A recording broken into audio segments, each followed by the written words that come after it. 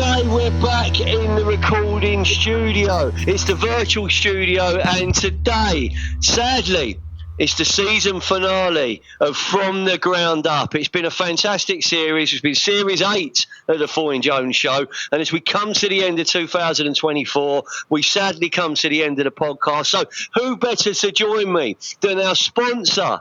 We've got David Blitz in the studio from E.T. Clay. David, how are you? Very good, mate. Really good. Great to be back. It feels like I've not been here for ages. No, you haven't been in for 6 episodes or 7 episodes. It's like the world has still turned. We've had some fantastic guests. Yes, we've had a lot of laughs. We've had a lot of inspiration. And I think one of the... we've even had a very poorly Peter Jones in one episode, Dave, as you commented, mate. I was worried you weren't going to make it. Yeah, I mean, you can't catch it through the podcast, but I was very, very unwell. But naturally, in true parachute regiment style, which my son's in, my youngest son, not me, by the way. I don't want to misconstrue anyone. I'm just a proud parent. I battled back, got me 200k run 230, and for support our paras, which is them up there, I raised $5,500. So I'm quite pleased with that. Not bad at all. And thank you for your support, David Blitz. You're joined by someone who you mentioned in episode 1 and episode 2. He's becoming a mini celebrity on LinkedIn because he's posting consistently. He's doing it with personality, and by turning up every day, you're doing more than 99% of people on that platform anyway. We're joined by Lloyd. How are you, Lloyd? Yeah, good, mate. Good. Thanks for having me. It's an absolute pleasure. Come on, get your scarf out. Come on, let's have a look. Here we go. Could not bring the scarf. He's got his scarf. Dave obviously won't have his one because he's got one of them. Actually, he's probably got one of them 2 Cup ones, Orient and Spurs, isn't you? You've probably got one of them. I've actually got a half scarf. Spurs Man City. Wow. Why have you got that? For what reason would you have that? Man City when we beat them. I think it's the last time we won. I should have got you a Fulham Gooner one. They were selling them at the weekend. You could have used it for something, couldn't you? Yeah. Walking a dog or something like that. Right, okay. Lloyd, what team are you, mate? I'm actually a Colchester United fan. Colchester United, there we go. I could tell you a very embarrassing story about Colchester United. I may or may not tell the story. It's one of my more infamous moments as a young Fulham fan, and still spoken about in the pubs of Fulham on match days and on the train journeys away. So I may or may not talk about an infamous trip that I made to Colchester United when I was about... how old was I, Dave? Probably 18, 19 years of age. So that was when we hung out in the same leagues, Fulham and Colchester, mate. So back then. Lair Road? Yeah, Lair Road, mate. Yeah. I've been there a few times, but the time I may talk about will be interesting. So we might come back to that a bit later. So is Colchester your only team, or are you like Dave? No, it's going to sound a little bit corny, but I'm actually more of just a love football side of things, really. I follow Colchester from afar, just because I grew up playing for them. But West Ham would be Premier League side of mine. My son is 4 and getting into football, and he's got everything West Ham. That's a granddad and a grandpa side of things. But my brother's a Gooner. My mum's a Gooner. So full house, haven't we? We got a full house. It's like Sky Soccer Saturday. Yeah. All right, okay. So we'll talk about your football because obviously we talk about it from all perspectives. But let's kind of bring this real. So David, from your side, how have things been since the start of the show with E.T. Clay? Rocking and rolling towards the end of the year. How's it looking for you guys? Yeah, it's been okay. I think, as we've always said, this year and probably most of next year is going to be tough. The industry's it's probably been on its knees for the best part of 18 months. Uncertainty with the government that may or may not change over the next few months. But no, it's been an okay year. It's been a steady, stable year. I think sometimes we forget that we can't always have huge growth going up and up and up every single year. Sometimes you need a bit of stability to bring everything online, get your tools in place, get everyone where they need to be, and push on again. So we're pushing forward for next year, and sort of hoping it's going to be a strong one. Good for you. Good for you. One of the conversations I'm having almost daily is the importance of people. The importance of people when you're in a challenging market, when you're in a static market, when you're in an emerging market. The people become so important. And I think from a Foyne Jones show perspective, we explore people at all levels. We talk to people at the beginning of their careers. We talk to founders. We talk to leaders of businesses. We got one of your team in the studio, Dave. So, Lloyd, let's get to know you. Lloyd Groves, the man behind the bricks, is how he's branding himself on social media. LinkedIn is all about personal branding, right? People are talking about branding their companies, branding their image. But actually, what comes through to me is when people are authentic, when people share, they share them glimpses of what they're about. That's what you buy into. So it's over to you, Lloyd. We're going to get to know you, who you are, what you're doing. You're under no pressure whatsoever because the governor's on the call as well. So smile, Lloyd, and introduce yourself to all of our listeners and our network, mate. Yeah, I mean, in truth, but I LinkedIn was something that I never really had used before in previous roles and jobs that I've had, albeit it's an incredibly powerful tool. I actually found it quite intimidating. And it wasn't until I met, I'm not just saying it because I'm on the call, and obviously I work for him, but when I met David and obviously he emphasised and highlighted the importance of using LinkedIn from a sales perspective, I thought I've got to kind of change my ways a little bit. But I didn't want to do it because I'm new to the industry.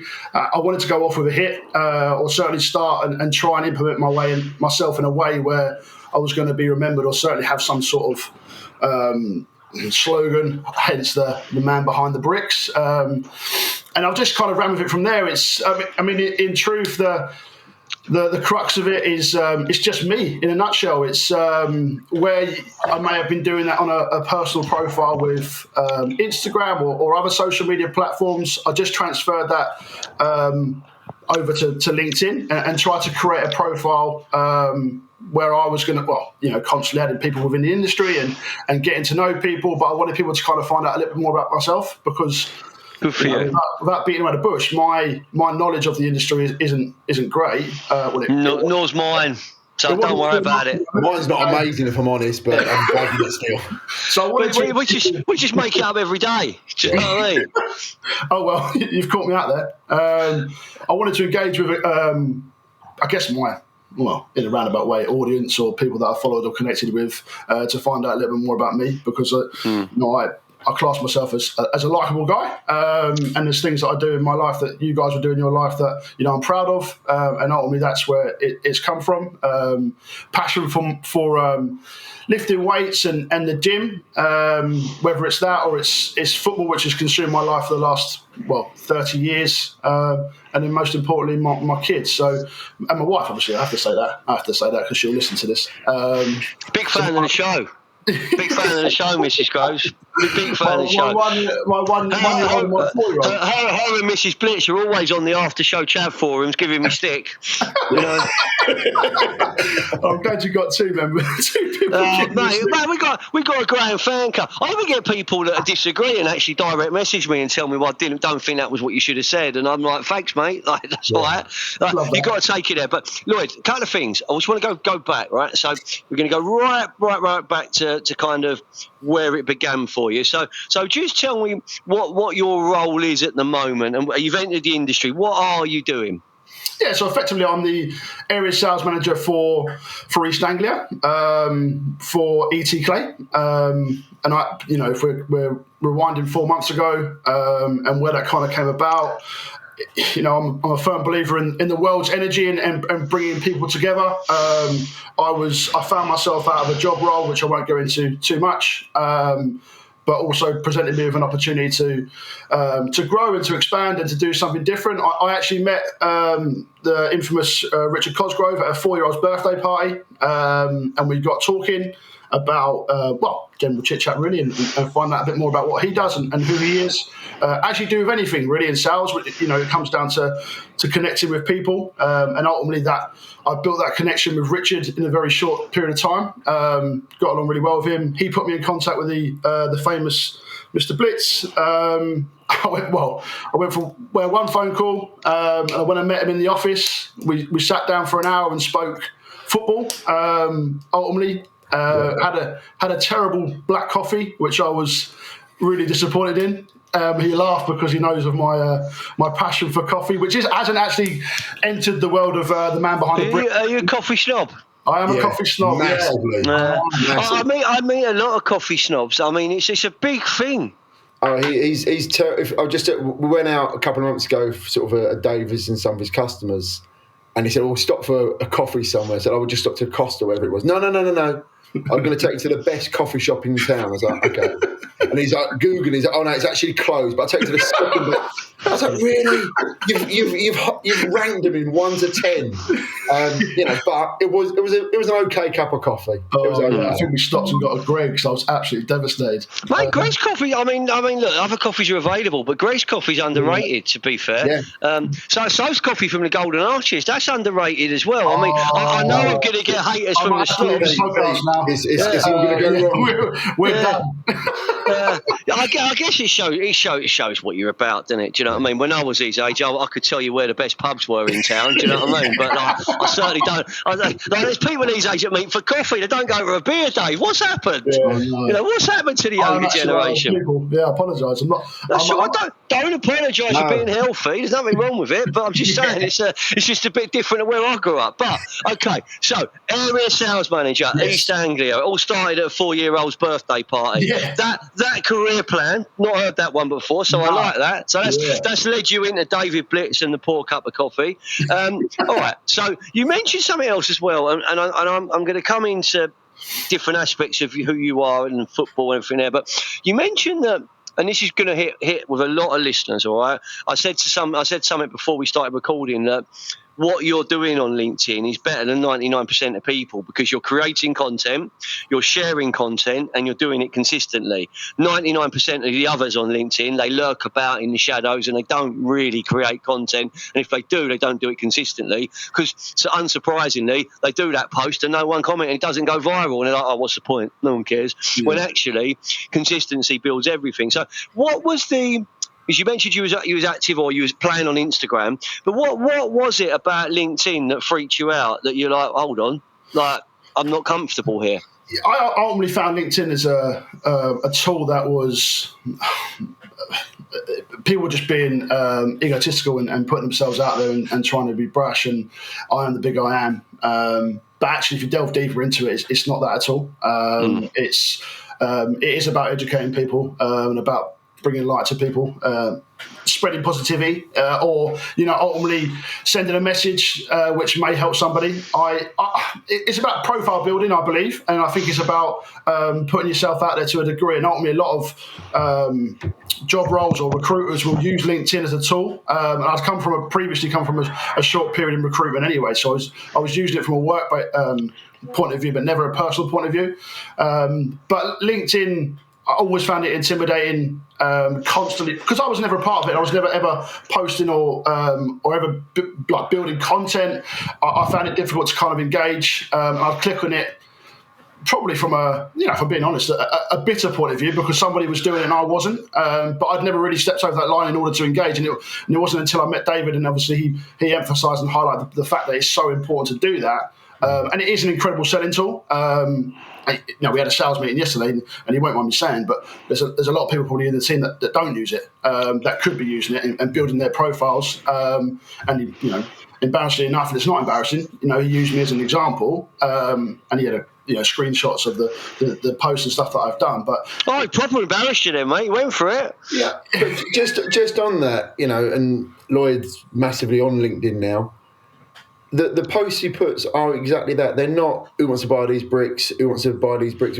It's about him. It's him sharing who he is with the people. And it's no different to going and see a customer. And the best part of the calls when you go and see people is the chit chat before. And we went out on our first date somewhere, went into a call, and he didn't know anything about bricks, to be fair. And I mean, almost nothing. You'd learnt a little bit, spent a few days with Eddie, and went out to see some customers. But he latched onto the subject matter he did know about, in the area he knew about, and had an engaged with a customer about something that was on their level that he could engage with. Not just trying to blag it and talk about bricks because that's what I'm here for. Just had a chat with someone, and it's seeing people connect. And it's strange, and as Lloyd said in the interview, I'll call it an interview, I'm not sure it was, but in the chat we had for about an hour and a half talking about bricks, he swore a little bit in the interview, which is which is okay with me because it was just a chat over a terrible cup of coffee. He spoke about everything: work, what he does, family, football, career, everything you want to talk about in a general chat. And he, I'm hopefully it's coming across now. I think it is. He's a likeable guy. And people, do you know what? Being likable and having a personality, they're quite big superpowers, mate. To be honest, we've had previous guests talk about who they buy off, who they want to work with, who they want to network, how they network, and no one's talking about this qualification. I went to this uni. Some of that pathway is really, really important. But actually, what's coming through for me is people being able to have the charisma to be remembered, to kind of have to be able to create a conversation, to create a meaningful relationship. And for me, there is a lot of hesitancy on LinkedIn. And one of the worst things you can do as a managing director, as a sales director, as an owner of a business, is to kind of force it on people, because that's the worst thing you can do, because then it becomes a chore. It becomes something they don't actually want to do, and they just want to get it done. Yeah. That's the challenge, is to get people to actually understand the potential. I say things like this: if you could say something to 400 people, and while you're asleep at night, they can that appear on their feed. You've got to do no more work. That's a lot more than them being in a line outside that door. That's a long old line, right? So I have people say, I've only got 300 connections. What's the point? I'm like, that's 300 human beings. I don't, there's so much you can do with a small network. Yeah, if your network grows, there's much more you can do. But it starts with how you position yourself. And yeah, I think you're doing the right thing, Lloyd, and long may it continue, because if we can get new people to our industry on board and at it straight away, it's going to encourage others to follow. Yeah, and that's what everything really should be about. And I think that transcends not just across the construction sector, not just across the industries I recruit for. It's everywhere.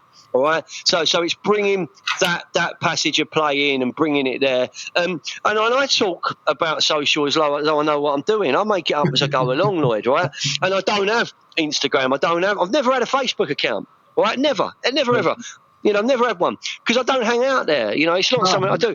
But LinkedIn's pretty damn important for me, because all my clients, all my network hang out there. All the businesses I admire, the businesses I work with, the businesses I love to work for. That's the point, isn't it? Love to sell to you, love to be part of your world. Well, they're all on there.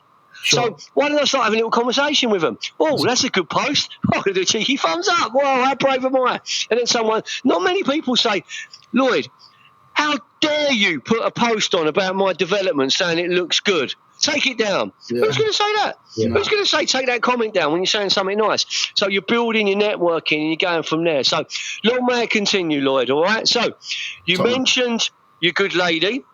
And you mentioned your family. Yeah. So just so we can get to know you that little bit better, tell us about you when you're not at work, mate. The family, where you're from, everything. You mentioned Colchester as well. You played there, so bring it to life, mate. So I'm 33. For those listeners that don't know, David said I looked a little bit younger yesterday, so I'll take that. It must be the moisturiser I'm using.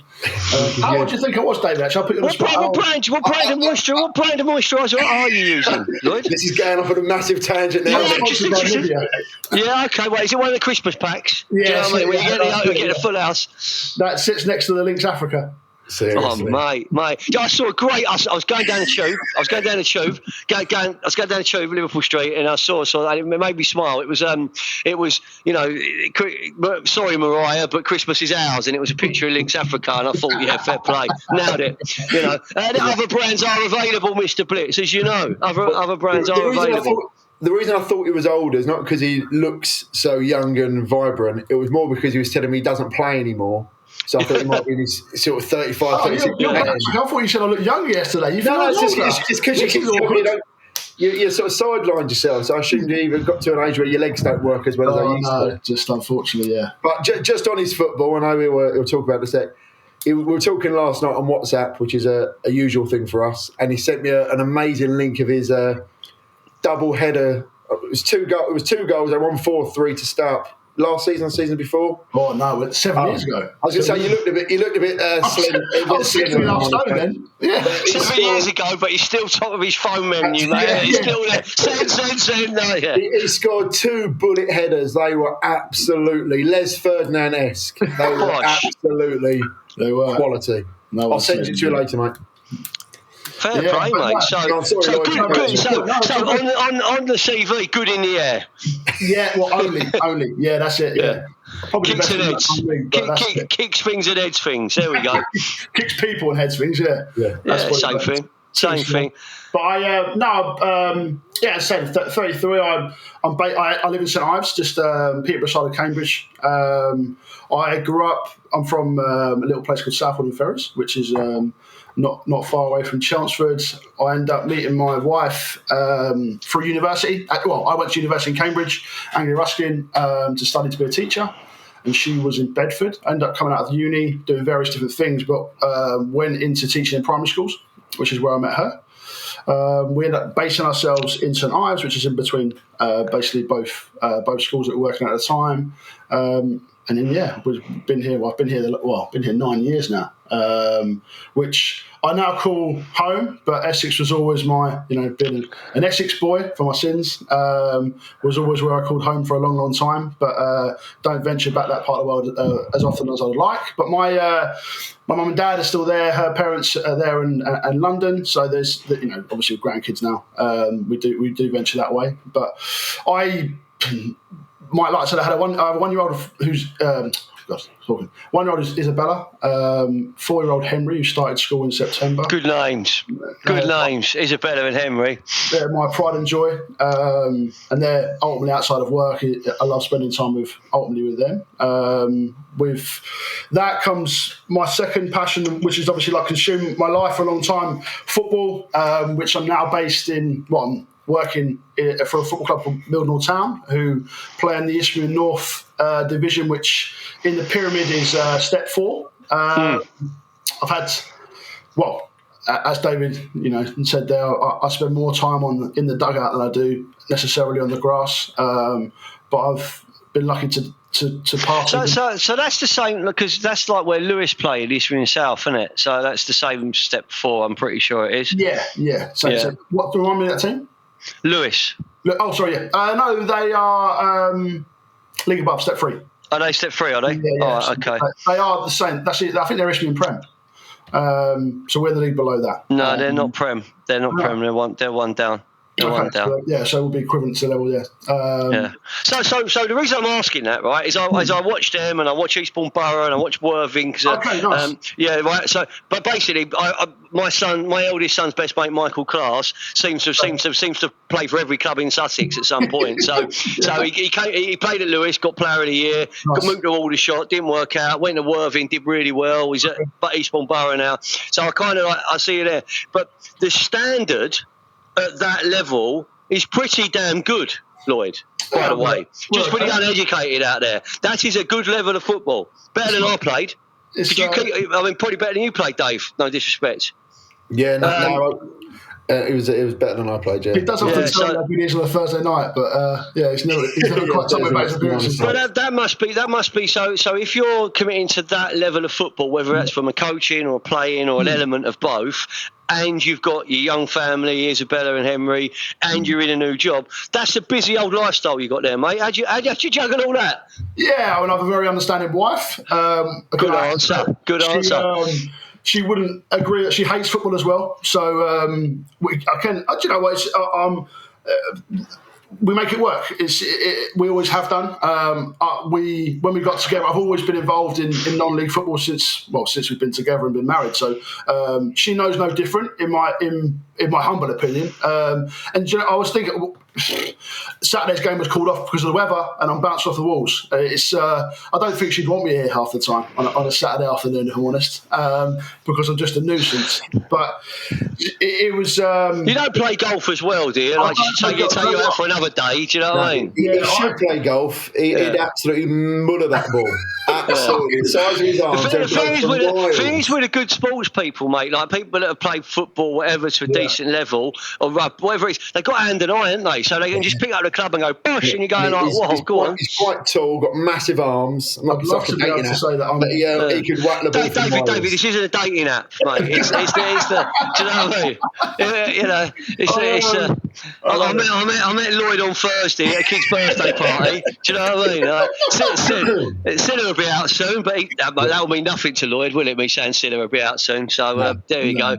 All right, okay. Lloyd, we're getting to know the man behind the bricks. All right, so we're going to take a break now. But when we come back, we're going to give you a little bit of breathing space, Lloyd. All right, because you've been under the spotlight, yeah. So we're going to get loads of clips of this for you. You have content galore, and shout out to your wonderful family. It's just lovely to see your face light up when you mention them, because that's what we all do this for. You know, that's what we all do this for. So thank you so much. When we come back after the show, after the break, we are going to talk about the series so far, Dave. Yeah, all right. You know, sort of your investment into the podcast, where you've been involved, the other guests we've had on the show, and we'll just explore how that's working out for them and for you. We're going to talk. Of course, we're going to go back into talking some football. We're going to do that, and we'll wrap things up talking about the industry and the upcoming Christmas period. So we'll see you after the break.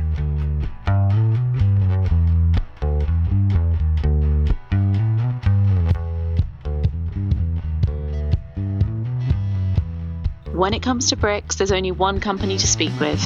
ET Clay have something for every brick project. With over 400 products across our 2 depots, we are the builder's merchant, brick merchant.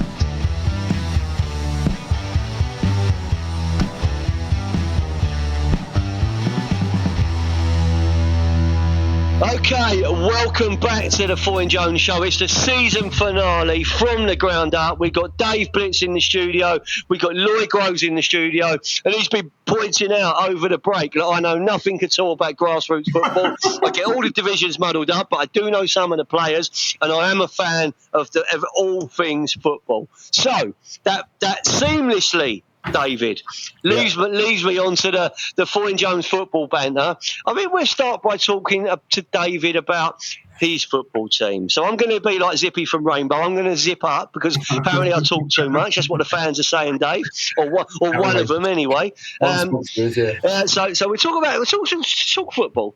Let's talk about Leyton Orient. How's it been playing out for them since we were down there at the start of the year?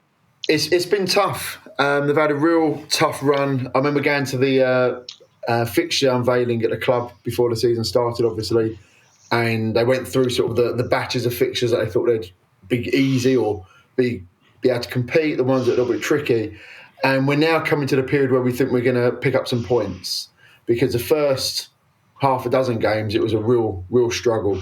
I think we're now four wins out of 5, or 4 without defeat, or 4 wins out of 6 maybe. Through to the next round of the FA Cup, through to the next round of the sort of lower league paint trophy, whatever they called it now. Slowly picking up points in the league. Good 3-0 win against Blackpool. So Steve Bruce's boys were down there. It's been good. I love going there. I keep saying this every time we talk. I love going there. My boys love going there. I love taking customers and suppliers there. It's a great club. The hospitality, everything they do there is great. And I'm hoping, you know, my prediction, which I'm sure we'll talk about later in terms of predictions, that they're my dark horse for obvious reasons. But they've slowly picked up the momentum. They've got a couple of big injuries, which is sort of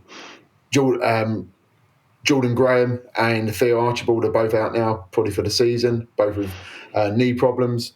Sorry, Dave, can I just stop you there? Lloyd, do you know these players? Can you tell us, talk us through their careers? I do know these players. I knew he did. I knew he would. So they're out, Dave. They're sort of two big important players for us that are out for the season, and we'll see what happens with them. But going forward, we've got some great players coming through. Hopefully, we'll put a bit of money in the pot for January transfers, because I think we do need. What, you're putting money in the pot? Say that again? You're putting the money in the pot? No. 350. Eddie was doing that then. No investment from us. But no, I think the club need to buy maybe 1 or 2 in January if they really do want to try and push on. But there's every chance. So where they sit, obviously they've got a potential cup run. I mean, I don't know whether it's the Sherpa van, the Leyland Daft, the auto windscreens, but I know the tournament you mean, mate. Yeah. I know the tournament you mean. So where are you sitting in the league? I think we're about 17th at the moment. I might be wrong. 16th. It's not bad. Thank you, Stato. It's our fans of football back, isn't it? Yeah, well off, Stato. So they're 16th for the league. I think we're 10 off playoffs and 3 off relegation, something along those lines. Yeah. But I still believe we've got an outside playoff chance. Well, when the playoffs are there, mate, with a run of games, you're never that far away. But it's that fear factor of looking over your shoulder as well, isn't it? Sometimes those playoff places, you almost want to be sort of just getting into it till the tail end of the season because you've got that momentum. You don't want to be sitting there in 4th all season and you sort of. My experience of the playoffs is they are fantastic if you win them. So my very first experience of the playoffs was in the late 90s when Fulham were in the old 4th division, and we played Bristol Rovers and we lost. And funny enough, I'm connected to our old centre half, Sean Gore. Shout out to Sean Gore. He's he played at Fulham in the dark old days, or the glory days I call it. I loved them, good old days, right? He went on to work at Chelsea as a coach and scout and stuff like that. But in that game, we went away to Bristol Rovers. They had a very young Gary Penrice up front. They had Nigel Martin in goal, players like that who you may remember from days gone by. Yeah. And we lost 1-0 at Bristol Rovers. So we're kind of still in the game. We played at the Cottage. I was ball boy. Which is something there, because I was a bit mouthy. I got put in front of the Bristol Rovers away end, which was fun. Do you know what I mean? Anyway, we had a player sent off. We lost 4-0. You know what I mean? We didn't do very well in the playoffs that year. So that was my first experience of the playoffs. My second one was in the very early days of the chairman, who I can't talk about now, but he replaced Jimmy Hill, and he had a shop in Knightsbridge. So that chairman, we played Scunthorpe. Not Scunthorpe, Grimsby, the other one. We played Grimsby, right? And we had our centre forward, Paul Pescalido, sent off after 5 minutes. So we played with 10 men, and we got a heroic 0-0 draw at Craven Cottage. So then the following Wednesday, we all went up to Grimsby. Coaches loads up to Grimsby, and our other striker, Tony Falk, got sent off after 10 minutes. So again, we played with 10 men. We heroically held on till extra time, and we got done in stoppage time of extra time, and we're all up in Grimsby. Right, that's a long drive. That's a long way back to Fulham Broadway in a coach, yeah. And all we could hear on the wireless on the way back was Zola's Chelsea, or Zola was playing and Chelsea won the UEFA Cup. You know what I mean? So that was my first 2 experiences as a playoff. Then the next one, completely different. We went into playoffs. We done Derby and we beat Villa at Wembley, which was probably, one of my best moments as a Fulham fan was winning at Wembley. And then we had a surreal playoff experience during COVID when we beat Cardiff handsomely over 2 legs, and then we beat our close rivals Brentford in the final, but no fans were there. No. So it's kind of it was a very surreal footballing experience. So, but the playoffs do give you hope. And I remember those years of Fulham's mid-table obscurity before we came back into the Premier League, and you was always like, well, we could have a little go if we win our next 5. You don't normally win your next 5, but it does give you something on the way to the matches. So good luck for Orient. What about your other team, David? No, just Orient. Oh, come on, mate! What about in Ange we trust? What's happened, mate? He was like the best gaffer in the world last year, wasn't he? It's a proper hard watch. He lost the fans, didn't he, Ange? Yeah. So I went up to Man City, which was amazing, and we, turned, I suppose turning Man City over is not such a hard thing now, anyway. But we did. We won 4-0. I know our narrow 3-2 defeat looks rubbish now, doesn't it? As a banker for you guys, So I went there. I went to the Ipswich game as well at home, where, to be fair to Ipswich, and I think I've said this to Lloyd possibly, they came out and played. They proper played football. They wanted to compete. They scored an early goal, and rather than doing what most sort of teams where they're trying to scrap for points, sit back, they kept going for it. And they did. They pushed us and went 2-0 up. And again, we were terrible. And then sort of midweek against Chelsea, the worry for me is the inexperience or the naivety, I guess, of Ange to do two things. One, not ever want to change what he does. So it's always the same way. When we're last season, when we're down to 9 men against Chelsea, we're still playing with a high line and hoping they're not going to break us down or try and play Eric Dyer as a sort of a sprightly centre-back, which he isn't. And I worry about that sometimes, and I worry about the naivety of trying to bring in Romero and Van de Ven in a massive game against Chelsea because he feels we have to win it, otherwise we were in problems. And actually, they both came back from injury, and they're now both out for the whole Christmas period, if not longer. So, real naive thought process behind why and how he picks his team. But I think you got to back the manager. You can't not back the manager. He's a likeable bloke. He's honest. He says what he thinks, and that's all you can hope for. But I think I was chatting to someone, it might have been Lloyd or someone else in the sales meeting yesterday. We have to realise where we are as a club. We keep trying to compete and bring in Conte and Mourinho and want to win and get a trophy. It's been 20 years, been 30 years. We're not there. We're way off of it. And we're probably got another 2 or 3 years of building a club and building a team and bringing players in and developing those players, because we try and spend 60 million on this player and 80 million on that player and throw an expensive manager we pay £5 million a year for. And actually we get nothing out of it apart from a massive payoff when they don't succeed and massive wage bills. We've got players on our wage bill or have in the past that are on silly money. We had or have World Cup winners at the club that we can't get a tune out of because no one's given the time to develop a team. And the problem you have in football, in the Premier League especially, is that everything is very short-lived. So I think I said this yesterday in the sales, not part of the sales pitch, but within our breakaway bit of the sales meeting. If you're a manager managing a football club now, you've almost got, unless you have to, you've got no interest in bringing players in from the academies and developing youngsters because you haven't got long enough to see them flourish. That 18-year-old you think might be this wonder kid, actually, I'm not going to, in 2 years' time, I'll probably be sacked or be headhunted for a better job. I don't worry about little Tommy we Fulham let one of their, I mean, it's the right thing to do, but we're the same thing. One of our most gifted young players is a lad called Jay Stansfield, who's an amazing player. His dad, Mark Stansfield's like an Exeter, passed away. He's an Exeter legend. Jay's like Fulham forever. Do you know what I mean? He was, I think we signed him at 6 or 7 years of age, and he broke into the first team, went on loan, broke back into the first team, went on loan, broke back into the first team, went on loan. And really, the Birmingham City fell in love with him. Ironically, we played Birmingham at the start of the season in the cup, the Coca-Cola Cup, and he scored against them, and whatever. And he's like, no, I'm looking. And cut a long story short, he ended up dropping down from the Premier League to Birmingham, and he's scoring goals for fun. And there's no Fulham fan that doesn't wish him success. Because you want that. You want that player to do well, and there's a lot there. But we've got Josh King. He's another one. He's been at Fulham for forever. He just made his debut at home against Tottenham. It was Tottenham. So he come on, did really well.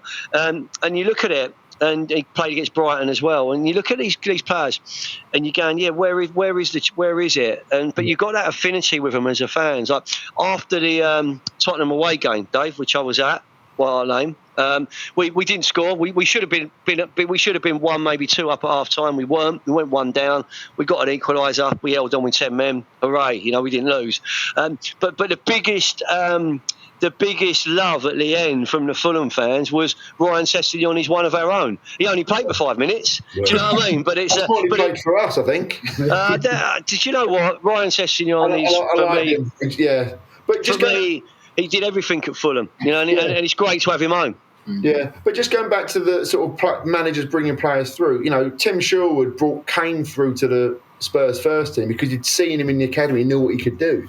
But, had Sherwood not stepped in as being the manager for the void between one other amazing manager to the next amazing manager, would Harry Kane have had the career he's had? And he went on loan everywhere, didn't he, Kane? He was at Orient. He was at Leicester. There was Yeovil, Millwall. Yeah, so he's done his time everywhere. But yeah, it's Do you know, you talk about gaffers though, mate? I genuinely worry that, let's just say something happens with Tottenham and Ange jogs on. I genuinely worry about Marco Silva, because I think that at some point he can't keep getting ignored. Yeah, do you know what I mean? Yeah, no, I think unfortunately, I think Levy will go for the cheapest option possible, like he always does. So we'll probably go for someone like Graham Potter, who I believe is still out of work.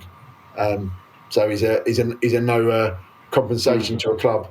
But yeah, I think I'd like to say we'll keep Ange at least until the end of the season. Give him another transfer window, see what he can bring in. But you got to back your manager.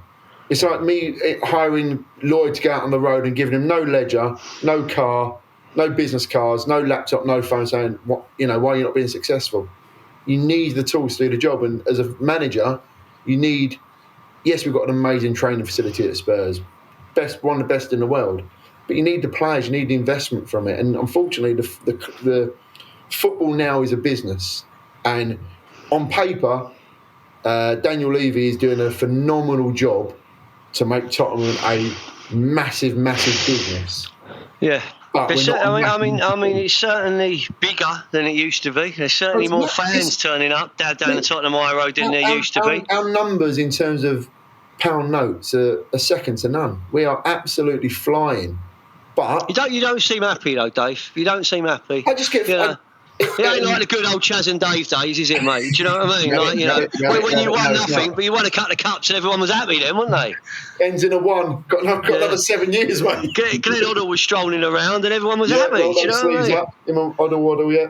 No, it's a shame. It's a shame because I think we just need to be. But the season's not over. I mean, they're in the top half, and they're in the top 6, and where are they now? 11th. You knew we were. You did it on purpose. It was a funny week last week, though. I don't want to talk too much about Fulham, but we started the week in 10th. We went up to 6th, so we drew with Tottenham. Then when we beat Brighton and we've gone up to 6th. Then by getting a draw with Arsenal, we went back down to 10th. It's a funny week. Do you know what I mean? It's like, and I don't. I look at it like this. I think Fulham are, from a Fulham perspective, we're a goal scorer short of having a decent football team, like a very good competitive football team. We've got a great group of first team players, but this weekend we play Liverpool at Anfield. We don't have Joachim Anderson playing because he's injured. We don't have Bassi playing because he's suspended. So all of a sudden you're looking at Issa Diop, maybe Spanish George coming in at centre half, and you're thinking this is going to be interesting. Kearney's still suspended because he's a little bit naughty at Tottenham. Scored a good goal and got himself sent off. Everyone's saying he's not that type of player. I know he's not, but he went down his calf then, so he probably did deserve to go. Do you know what I mean? But I think we'll see. At the weekend, it's going to be hard anyway. But you'll see when you take out your core. We'll see how we go. But your football team, Lloyd, and we're going to call them just for argument's sake, Colchester United first of all. Yeah. How's things looking for Colchester? Oh, they're like I say, I'm a fan from afar. They're always peating around the relegation zone at the moment, unfortunately, of League Two. Factually, they are 18th, and what are they? Looking at it now, 6 points or whatever it is, 7 points off the relegation zone. So that's not too bad. They've got the Cowley brothers in charge though. So as names goes, obviously they've had established jobs in the Championship, etc. And two well-known... Did very well at Lincoln, didn't they? Yeah, very well. Two well-known names in charge of a small club like Colchester is quite a big deal. And I think with them in charge, they won't get relegated. I said that at the beginning of the season. They're always going to be petering in around it. Win one, lose two sort of thing. But they got a good win in the week. I think they beat Wimbledon 2-0 in the cup, the same cup as Orient won in. What's it called? Oh, there you go. That'd be a decent final, wouldn't it? Yeah. Or maybe a regional final. You know what I mean? Well, Blitz and his mob on that side of the pitch. We have Lloyd and his mob on the other side. Do you know what I mean? I fancy my chances. Hey, Dave would be wearing Stone Island. Lloyd would be wearing CP Company. It will be like, we're pointing at each other a bit, and then we'll go home. Do you know what I mean? I'll sit with the Orient Ultras that day, just in case. the Orient Ultras. All right, mate. And what about your club, Lloyd? How's that shaping up? So we had a good year last year. We won promotion to Step 4. We took in truth, not arrogantly, but we took the league by storm at Step 5. We were good and won it comfortably in the end. I'm proud to say that we had the best defensive record in the whole country, up and down every league. So we conceded 30. Were you a defender? Yeah, something like that. Defenders Union. We conceded 13 goals in the league all year. So that's not bad going. It's not a lot of goals to concede in 40 odd games, is it? It really isn't. No, it really isn't. We've got Petr Cech in goal. He didn't mention that, did he? And he's got John Terry at the back. We actually have Nick Pope's brother in goal. Josh Pope is our goalie. And he is a fantastic goalkeeper. Strange they're both goalies. Yeah. Well, if you see their dad, you understand why. Yeah, I've heard that. Yeah, he's a giant of a man. Which unfortunately, Josh never got the height. He got his mum's height. And in truth, if he probably did, he'd have gone on to play a lot higher than what he has. We've transitioned into Step 4, the Eastern North League, which is a really tough. What I class as probably the lower level of non-league football that then kicks on. It's a good league to be in, and we venture into London a lot now. Players are just a lot. Lloyd, just on that, geographically, yes. How big is the league in like your furthest away game? Furthest away game would have probably been last night for me. Galston, Yarmouth away, but we'll go to, like I say, the heart of East London. From come down to Redbridge, aren't you? Because I think that's underestimated sometimes, the impact that can have on the football club in terms of the players have jobs. Do you know what I mean? The players have responsibilities. It's I remember stories of some of my mates who are playing non-league, and they'd be like sleeping in the van or sleeping at work, and like kind of just to get that game of football in. You're going like, be playing at Kingstonian, Enfield Town. Is it worth it? Yeah, of course it's worth it. I'm still playing. You know. I remember when I played the level above. I was lucky enough to play the level above for St Ives Town, and we went down to Hereford on a Tuesday night. We did Dorchester on a Tuesday night. We went to Truro on a Tuesday night. Cool. These are all coach journeys where you're having to take half days off work, and you're having to upset your schedule. At the time I didn't have kids, which was great, but these players I'm lucky enough that I get paid to do what I do, but the small bunts that you effectively get to take a half day's wage or whatever it is, a lot of lads are self-employed. It is a big commitment. I mean, lucky enough I was able to leave early yesterday from the sales meeting to get to Yarmouth, but it was called off halfway through the journey. There's people that you were wearing that, Dave. Did he do a few calls on the way back?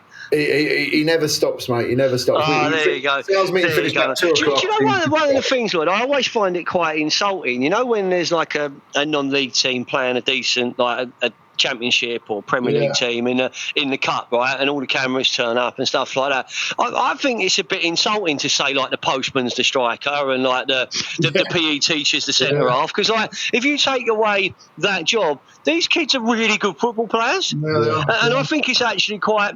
And I know it's great for the cup, great for the paper when it tells a story and stuff like that, but I don't really want to care about him doing a paper round or doing a being a plumber or whatever. I want to hear about the football story. So I don't know. That's just my take. 9 times out of 10, a lot of these players have got some sort of pedigree and come out of academy backgrounds anyway. There's, like I say, more and more players are now being recruited out of non-league. There's lower end clubs. There's a lad that's just been signed from our local rival at Newmarket. He's just been signed by Wickham. Ryan Cole, he's a fantastic little player, and he'll go on to be nurtured and full time and play in the 23s. And a bit like Richard Kone from Step 5 Athletic Newman, they're hoping that they can get another gen. Which ultimately, Fulham bought that night for a bag of balls and a few tracksuits, mate, when they signed him from a Birmingham club. Do you know what I mean? So with Chris Smalling. Chris Smalling came out non-league, didn't he? Chris Smalling came out of Maidstone Kent, mate. We got him for some tracksuits. Yeah, yes, which, I mean... there is a lot. I'll tell you what with Chris Smalling, mate. I remember we was on our cup run, and he played in when I mean cup run, I mean the European Dream, mate. When we got all the way to the final, I won't get upset, I won't get emotional, but we did beat Juventus, and it was special. But I remember one of the group games, and I was at the cottage. It was like a cold Tuesday night, and it was someone we should beat. Do you know what I mean? Like a pretty much Eastern European minnow, whatever. And Smalling was playing at the back. It was like, I don't know if it's debut, but it was one of his first games.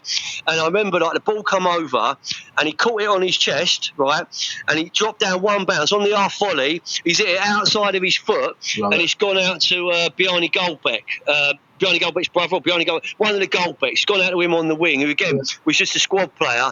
And I remember going, that was good. Wow. And I went back to my father-in-law. I went and sat down and I said, that geezer there, he's going to be Fulham captain. He's going to play for England. I've never seen he bossed that game. Yeah. He didn't make it as Fulham captain, but we played against Man United and Fergie liked him so much, he bought him in January and loaned him back to Fulham. Yeah, loaned him back. I didn't know loaned him back. Yeah. So he literally only played one season for Fulham. That was it.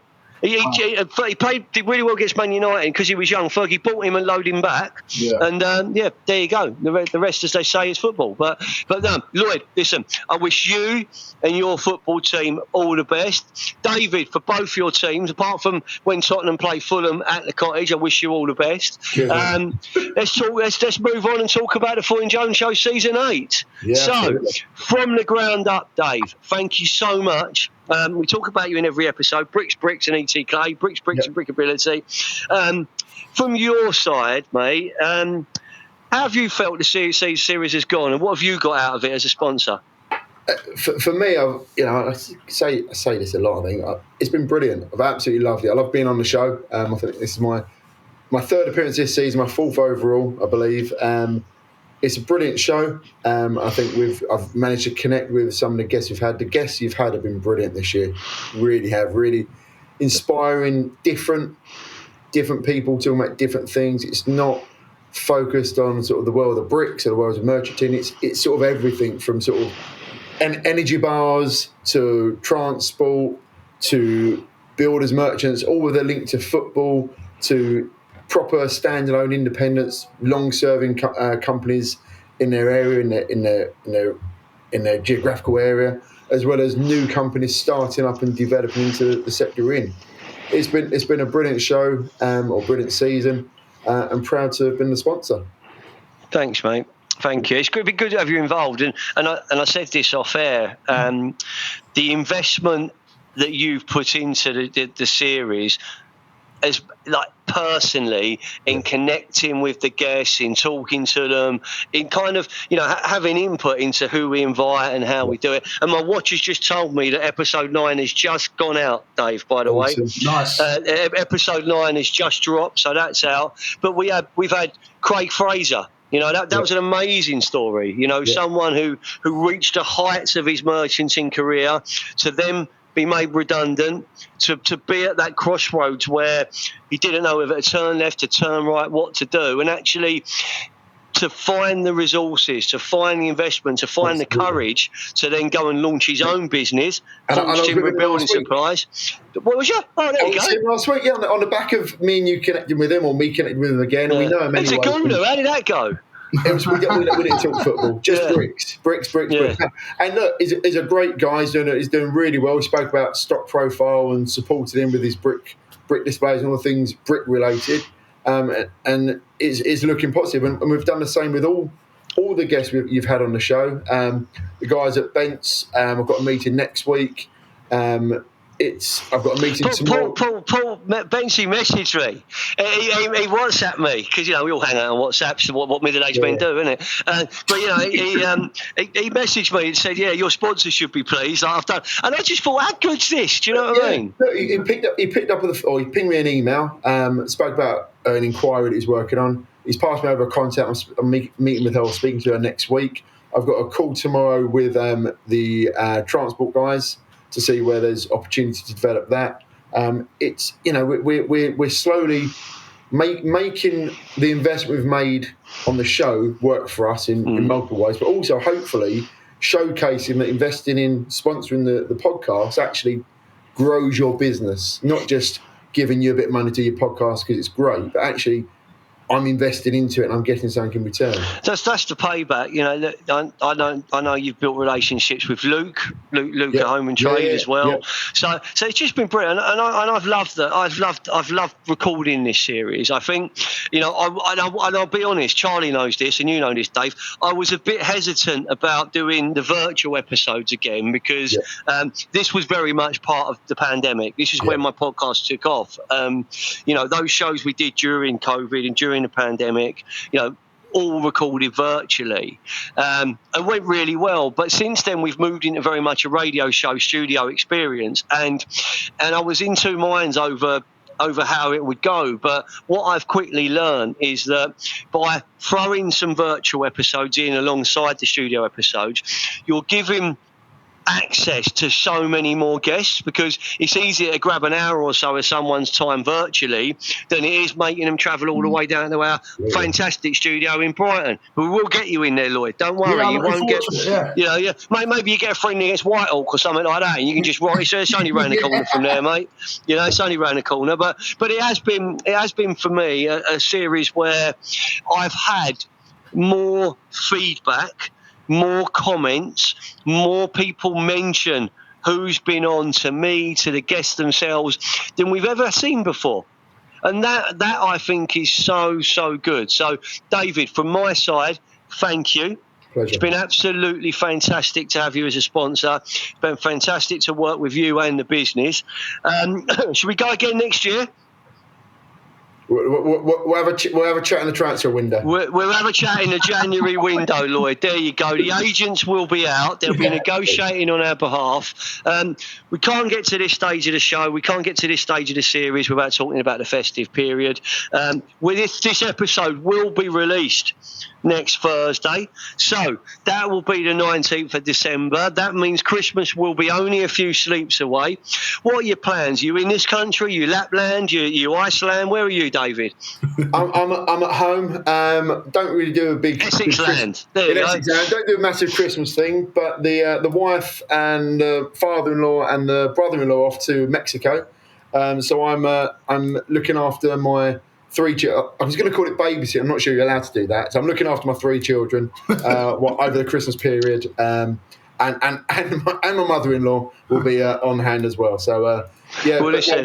However you're celebrating, whatever the period means to you, have a good one, mate. Have a good one, Lloyd.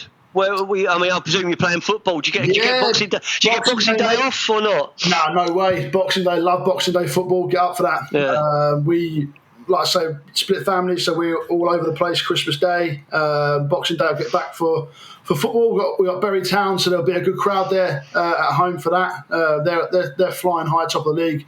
Probably favourites to win the league, so it'll be a tough game for us. But there'll be 600 to 800 there on Boxing Day, which will be fantastic for the football club. Bumper festive crowd, that sounds like, mate. It is for, Bury get a good following, and down the road, little old Mildenhall don't get as many, so it'd be fantastic to have people there through the gate, obviously, for that one. And Charlie, we're busy, mate. We've got six games through December. So Boxing Day, and then we've got, I think it's Cambridge City, which is another local one, Newmarket, another local one. So we've got some big derbies coming up. So Christmas Day with the family, Boxing Day, it'll be ruined probably by the result, but hopefully it won't. And I'll be smiling ear to ear with a win. And then, we're toing and froing from Essex. So a lot of games of football, mate. I mean, Fulham have 7 games through December, and all bar one of them are in London. Isn't that weird? Do you know what I mean? The one that isn't is that was at Liverpool. So with the home games and all they're all London away games. So ask me where I'll be Boxing Day. Who have you got Boxing Day? Chelsea, of course you are. Yeah, there you go, mate. The away end sold out in 45 minutes, but I managed to secure a free ticket. So not free tickets, but free in number. I had to pay for them. But I'll be at Stamford Bridge on Boxing Day to maybe see us win there for the first time in my 50 years on this planet, mate, or soon to be 50 years on this planet. Wow. I've seen us beat Chelsea twice in my lifetime. Both of those games were at Craven Cottage. I've never seen us win at Stamford Bridge, and every time we play there, I have this hope that today will be the day. Yeah. It just never works out that way. No. We've had a few draws. We've had heroic comebacks. We've had penalties to win and we've missed them. So it's been it's just been one of those things in my life that the two things I wanted to see was Fulham win at Wembley. And Fulham beat Chelsea at Stamford Bridge. I've seen us win at Wembley, but I've not seen us beat Chelsea at Stamford Bridge. So that'll be my Boxing Day. Christmas will be tough for us as a family. It's approaching a year since we lost my father-in-law and my wife's dad, and so it'll be difficult. I think it won't be as happy and clappy as it normally is. So I think it's time for memories.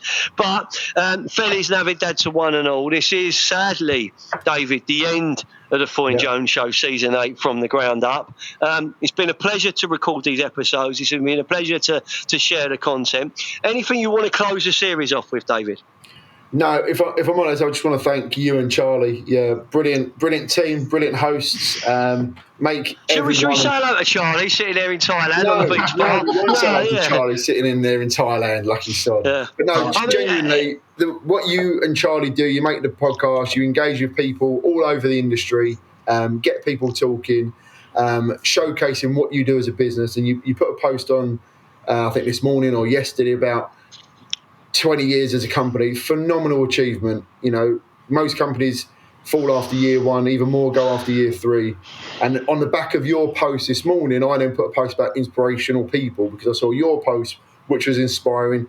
I saw an ex-manager's post, which inspired me. I just thought I'd share that there's so much more inspiration than sort of going onto Instagram and looking at this multi-billionaire doing a stupid TikTok video and all that stuff. Actually, we've got inspiring people on LinkedIn that we walk past and work with all the time that we really need to engage with a bit more. So look, for Peter, amazing podcast, amazing series. Looking forward to the next series, whoever's going to sponsor that.